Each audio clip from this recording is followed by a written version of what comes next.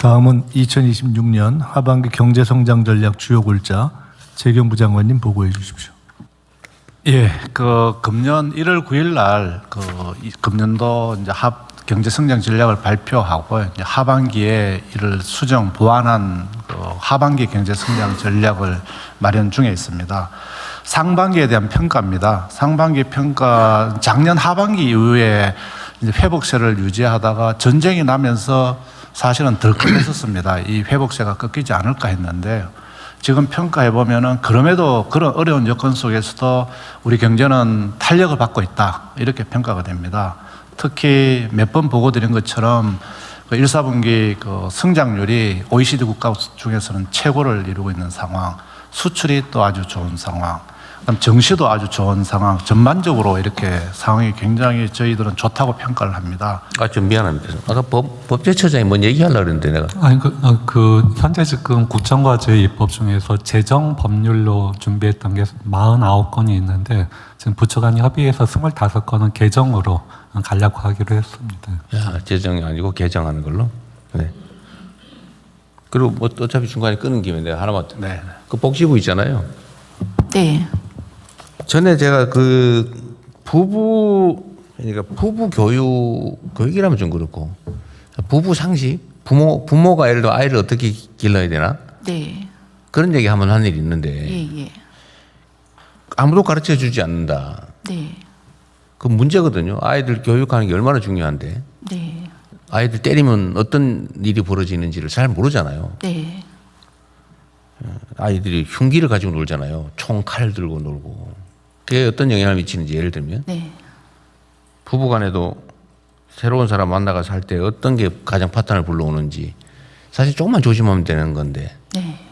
이게 오해 때문에 남녀 사이에 그 좀 차이가 있잖아요. 그죠? 네, 네. 예를 들면 이런 거를 좀 알려주자 네. 했더니 저번에 누가 기획을 해왔는데 엄청난 거작을 만들어 와가지고 이거 과연 법으로 허용되냐, 이게 타당하냐, 재정을 어떻게 뭐 이런 고민을 하고 있더라고요. 어디 보니까. 그렇게 하지 말고 네. 쉽게. 네. 요즘 그런 거 재미있게 하는 거 있죠.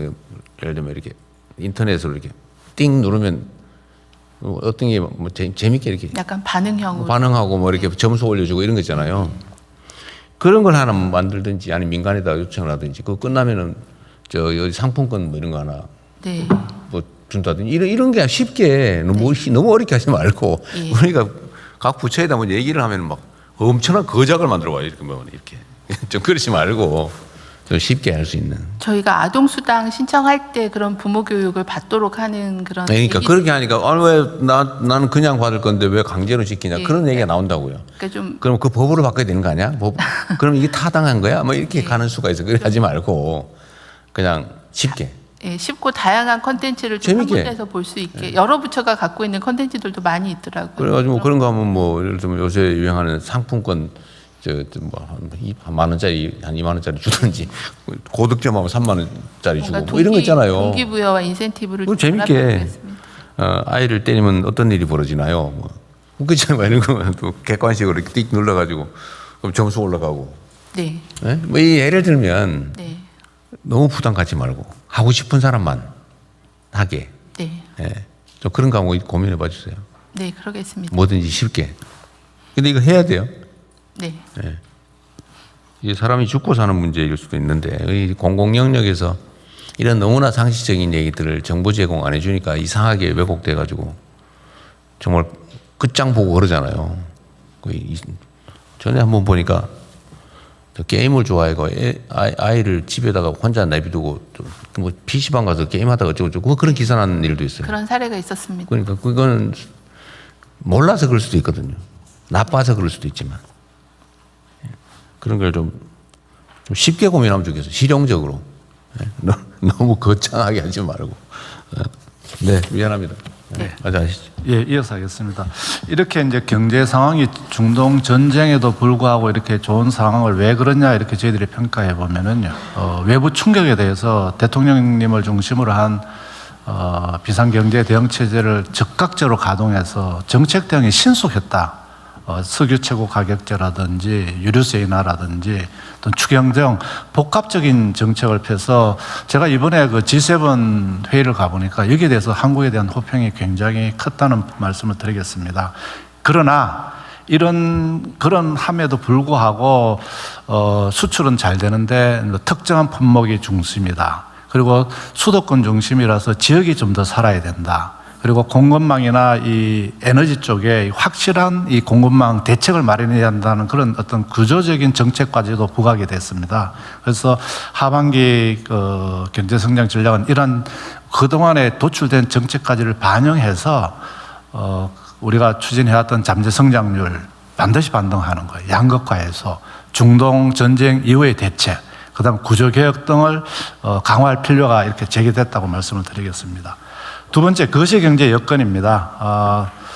거시경제 여건이 경제가 좋기 때문에 아마 이러한 상황에 따라서 거시경제 상황도 굉장히 개선될 걸로 저희들은 예상이 됩니다. 이에 따라서 기업 실적이 개선이 되고 경상수지 흑자가 이렇게 되고 좀 전에 대통령님께서 말씀하신 바와 같이 그 명목 성장률이 10%라는 거 이거는 어마어마한 겁니다. 진짜 이렇게 되면 GDP가 커지고 세수가 더 들어오게 됩니다. 세수는 실질이 아니고 명목 GDP에 연동되기 때문에 세수도 큰 폭이 예상이 되는 상황입니다.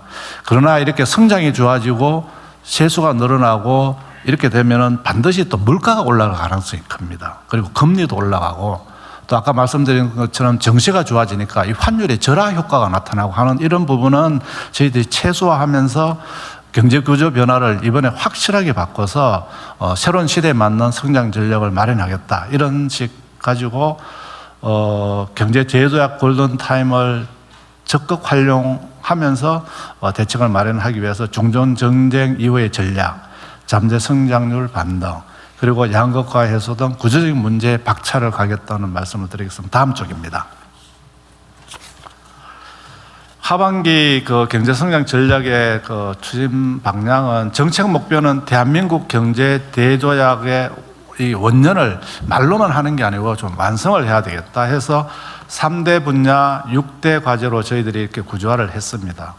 그래서 첫 번째는 중동 전쟁 이후에 이 우리의 교훈을 그냥 말로만 하는 것이 아니고 체계적으로 대응하자 해서 중동 전쟁의 영향을 하반기 이후에도 최소화하기 위해서 적극적인 거시기조 운영, 그 다음에 서민들의 어떤 민생과 직결된 생활 물가, 민생 안정, 그리고 선제적인 리스크 대응, 이런 부분과 함께 두 번째는 확실한 공급망 안정화, 그리고 탈탄소 에너지 대전환, 그리고 중동 전쟁 이후에 여러 가지 그 글로벌 협력 관계하는 이런 부분이 되겠습니다.